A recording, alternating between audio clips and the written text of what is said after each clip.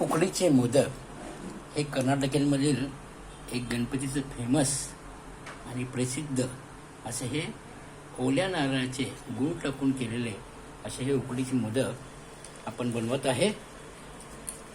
ओल्या नारळ किसून घेऊन त्याच्यामध्ये गूळ टाकून त्याला भरपूर शिजवून आपण एका भांड्यामध्ये घेतलेलं आहे. त्याचबरोबर उकडीचं पीठ तांदळाचं, इंद्रायणी तांदूळाचं अजून खूप सुंदर होतात. त्याचं पीठ उकड देऊन करून घ्यायचं आणि ते आपल्या एका साच्यामध्ये लावून घ्यायचं आहे. आणि लावून घेतल्यानंतर त्याचा साचा तयार करायचा उकडीच्या मोदकाचा.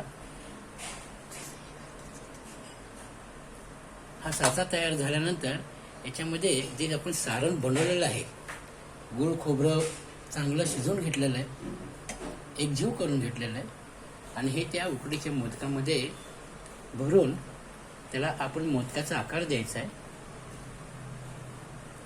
आणि आकार देऊन झालं की त्याला उकड द्यायची.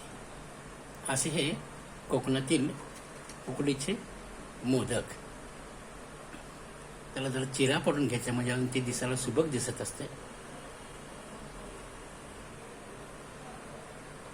उकडीचे मोदक, गणपती बाप्पांचे आवडते मोदक, उकडीचे मोदक.